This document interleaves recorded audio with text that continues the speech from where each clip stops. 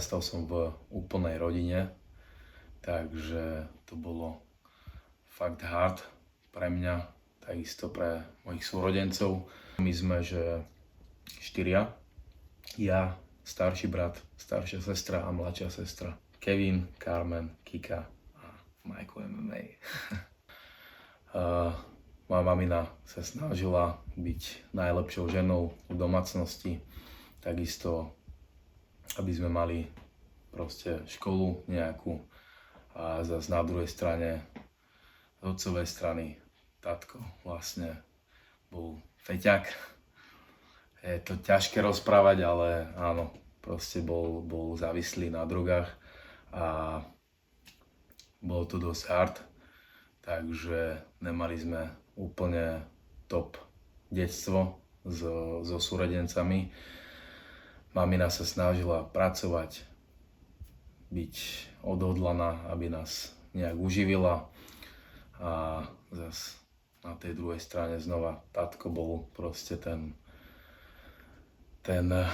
ťažký oriešok, takže nám bral aj z huby to, čo vlastne mamina spravila v práci, nejaké tie peniažky, tak on to zobral a vlastne dal na drogy.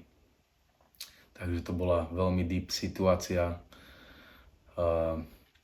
Ako náhle vlastne to ďalej pokračovalo, tak tatko ďalej fetoval a nemali sme niekedy ani kde byť, takže sme boli raz u sesternici, raz u nejakej ďalšej rodiny a vlastne potom sme prišli ku babke a vlastne babka si všimla, že mamina vlastne sa odcestovala do Rakúska, začala tam pracovať, aby nám bolo lepšie, aby vlastne mala nejaký ten plat, potom nejak tatina nehala a boli sme vlastne iba s maminou sami. Mama bola na nás proste sama a mala to naozaj ťažké, takže sociálka došla, nejak ohodnotila situáciu, že vlastne ani mamina není pri nás, ani tatko a tatka už registrovali ako nejakého, čo už vlastne on sedel, takže určite to bolo za tie drogy,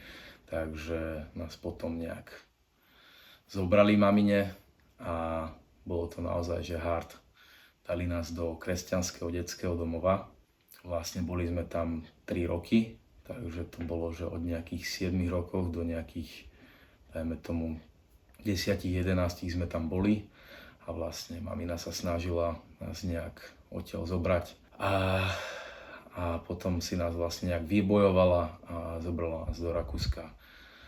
Tam sme vlastne vyrastali do mojich 20 rokoch, ale ešte predtým vlastne nás dala do školy, vedeli sme ani slovo po nemecky, museli sme sa nejak znova do nejakého prostredia, z prostredia do prostredia sme proste sa nejak aklimatizovali. Snažila sa mamina nám proste zabezpečiť školu, bývanie, všetky okolo tieto veci a podarilo sa jej to.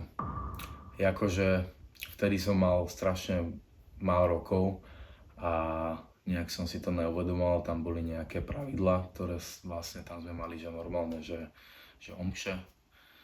Takisto sme sa pred každým jedlom modlili, pred každým spaním sme sa modlili, ale nejak som to vážnejšie nebral, lebo však som mal stále málo rokov a nejakým spôsobom nám to bolo aj tak nejak vnútené.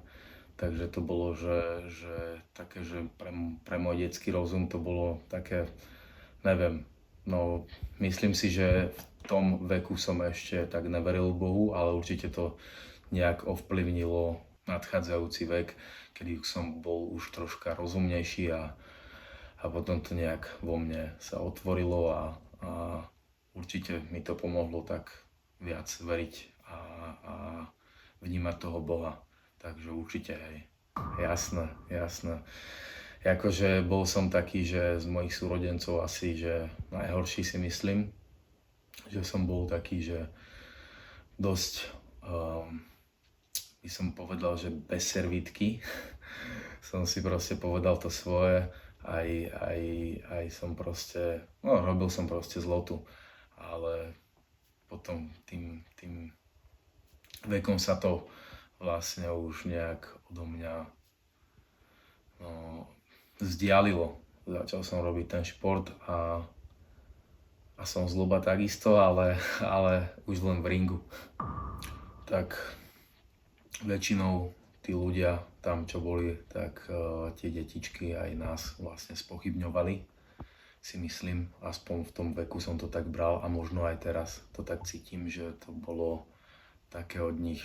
Áno, dostal som tú výchovu nejakú, bolo to cítiť, aj to je cítiť vo mne teraz, že som vychovaný, slušný, milý chlapec, ale bolo to cítiť od nich z ich strany, že tam dávali také nátlaky, že sme proste deti bez rodičov a to vo mne tak časom vyvolávalo vlastne také tie, že chcem niečo dokázať, chcem byť niekto, chcem byť niečo a veril som tomu a počase som vlastne začal byť niekto. Ešte nejsom na úplnej vysočine, ale verím tomu, že tam budem, takže určite mi to tak ma to tak pušlo dopredu aj mojich súrodencov.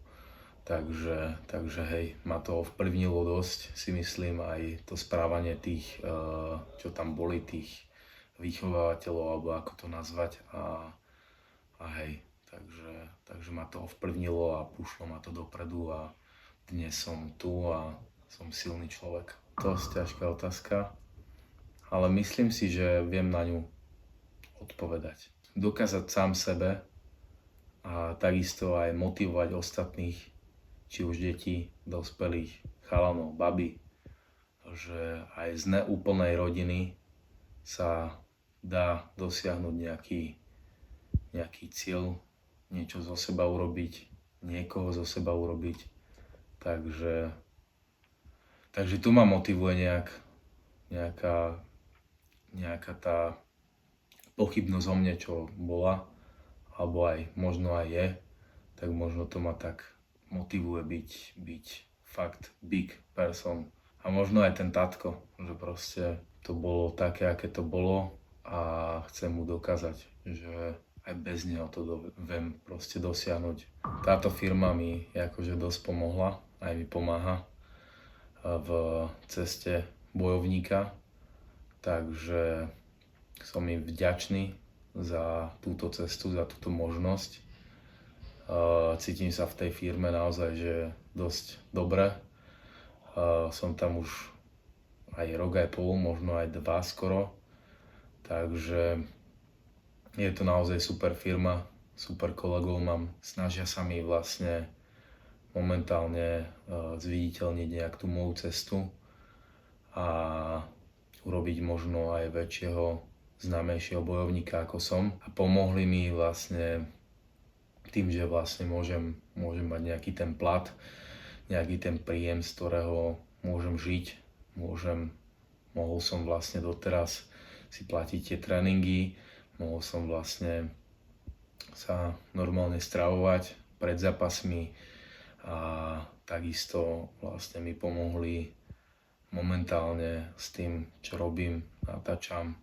Takisto mi pomohli s tými momentálne tréningami, ktoré vlastne hradia oni.